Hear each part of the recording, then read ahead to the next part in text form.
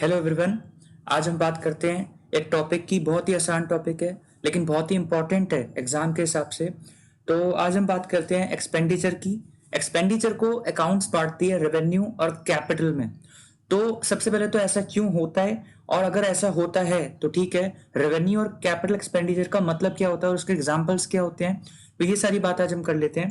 तो देखिए, revenue expenditure, capital expenditure. पहली बात तो एक्सपेंडिचर का मतलब क्या होता है। एक्सपेंडिचर का मतलब होता है कि आपने कोई खर्चा किया है। जरूरी नहीं कि वो आपने कैश में पे भी कर दिया हो, लेकिन हाँ, वो खर्चा आपका इस पीरियड में किया गया है, और वो मतलब जो आपने फेस जो करना है, वो उसकी जो एक तरह से ओरिजिन है वो इस पीरियड से हुई है, इस साल में हुआ है। ठीक है।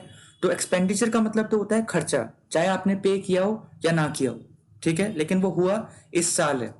अब देखा ही जाता है कि उसका फायदा आपको इस साल मिल गया है, या उसका फायदा जो है आपको इस साल के अलावा आने वाले सालों में भी मिलता रहेगा। तो अगर ऐसा खर्चा है जिसका फायदा आपको पूरी तरह इस साल मिल गया है, तो उसको हम बोलते हैं रेवेन्यू एक्सपेंडिचर।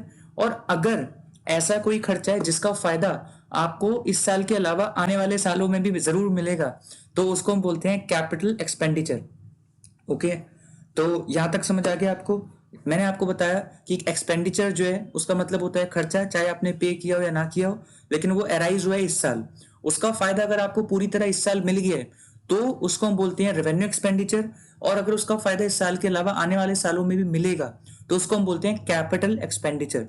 नाउ ये टॉपिक क्यों पढ़ा जाता है? ये टॉपिक इसलिए पढ़ा जाता है क्योंकि हम अकाउंटिंग की जो बेसिक अजम्पशंस हैं, उसमें एक अजम्पशन है गोइंग कंसर्न, जो कि ये कहती है कि आपका जो बिजनेस है वो इनफाइनाइट टाइम तक जो है चलता रहेगा, और आप ये नहीं मानोगे कि बीच में अचानक से बिजनेस जो है बंद हो सकता है।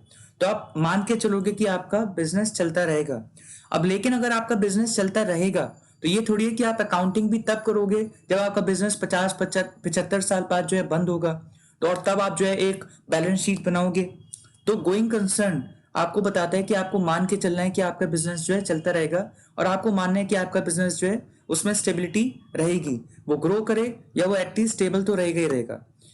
फिर ये बात आई कि अब जो है इतना लंबे समय तक जो है हम मान के चल रहे हैं, तो ये भी करना पड़ेगा कि हम टाइम टू टाइम अकाउंटिंग करें।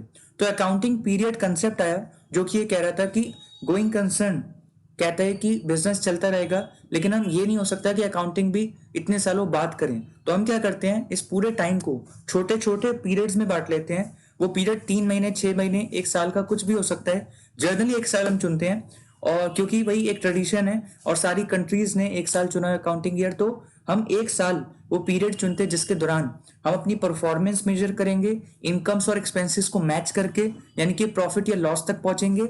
और उसके अलावा वो पीरियड जब खत्म हो जाएगा, तो उस पीरियड के आखिरी दिन हमारे पास, यानी कि बिजनेस के पास कितने एसेट्स बचे और कितनी लाइबिलिटीज है बिजनेस की, ओनर्स के प्रति या आउटसाइडर्स के प्रति, तो वो भी जो है हम नोट करके रख लेते हैं, ताकि हमें टाइम टू टाइम एक रिपोर्ट कार्ड टाइप मिलती रहे कि हमारा बिजनेस परफॉर्म कैसा कर रहा है और हमारा बिजनेस जो है फाइनेंशियली किस पोजीशन में है उस पीरियड के अंत होने पे। ठीक है। तो ये मैंने आपको बताया कि क्यों हम एक्सपेंडिचर को दो भागों में बांटते हैं। अब वो इसलिए दो भागों में बढ़ जाता है क्योंकि जब हम ये मान रहे हैं कि हमारा बिजनेस जो है चलता रहेगा इनफाइनाइट टाइम तक, और हम ये भी मान रहे हैं कि अकाउंटिंग हम टाइम टू टाइम करेंगे एक एक साल की, तो ऐसा खर्चा जिसका फायदा उसी साल में मिल जाएगा, उसको हम एक नाम दे देते हैं, नाम दे देते हैं हम रेवेन्यू एक्सपेंडिचर। और ऐसा खर्चा जिसका फायदा उस पीरियड के बियॉन्ड भी आपको मिलता रहेगा, तो उसको हम एक नाम दे देते हैं और उसको हम बोलते हैं कैपिटल एक्सपेंडिचर। अब क्योंकि कैपिटल एक्सपेंडिचर से फायदा आपको मिलता रहेगा, तो उसको हम फिर टेक्निकली जो एसेट बोलते हैं, इसलिए उसको हम सारा जो अमाउंट है वो इस साल के खर्चों में शो नहीं करते, क्योंकि उसका फायदा आने वाले सालों में भी मिलेगा, तो उसको हम प्लेस करते हैं असेट साइड बैलेंस शीट के। और अगर आपका जो है खर्चा ऐसा है, यानी कि रेवेन्यू एक्सपेंडिचर है जिसका यानी कि फायदा आपको पूरी तरह इस साल मिल गया है, तो उसको हम प्लेस करते हैं इस साल का जो हम जो है इनकम स्टेटमेंट बना रहे हैं, ट्रेडिंग अकाउंट या प्रॉफिट एंड लॉस अकाउंट, उसमें हम डेबिट कर देते हैं। कब ट्रेडिंग अकाउंट और कब प्रॉफिट एंड लॉस अकाउंट, ये हम जो है आगे डिस्कस करेंगे, ये भी काफी इंपॉर्टेंट कंसेप्ट है। लेकिन कुल मिला के ये बात है कि जो रेवेन्यू एक्सपेंडिचर्स होते हैं, जिसको हम एक्सपेंस भी बोलते हैं, वो डेबिट होते हैं ट्रेडिंग अकाउंट या प्रॉफिट एंड लॉस अकाउंट में, बैलेंस शीट में नहीं जाते। ठीक है। और बैलेंस शीट में हम भेजते हैं कैपिटल एक्सपेंडिचर को, क्योंकि कैपिटल एक्सपेंडिचर से आपके जो है जनरेट होते हैं असेट्स, और असेट्स से आपका जो फायदा है वो एक साल नहीं कई सालों तक मिलता है। हाँ, एक बात ध्यान रखना, अगर आपका कोई एसेट आपने परचेज किया जिसको आपने इस साल भी यूज किया और 4 साल और यूज करोगे, तो उसको आप सबसे पहले नोट करोगे उस वैल्यू पे जो आपने जो है बियर करी, यानी कि जो उसका परचेज प्राइस है, और उसमें से लेकिन जितनी वैल्यू का आपने वो एसेट इस साल यूज कर लिया, तो उसको आप इस साल के खर्चों में दिखाओगे प्रॉफिट एंड लॉस अकाउंट में डेबिट करके डेप्रिसिएशन नाम से। और यानी कि जो है साल के अंत में बैलेंस शीट में उतना अमाउंट आप जो है घटा दोगे उस एसेट में से, क्योंकि उतना अमाउंट एक तरह से उस एसेट की वैल्यू का आपने यूज कर लिया है, तो उसको हम बोलते हैं डेप्रिसिएशन।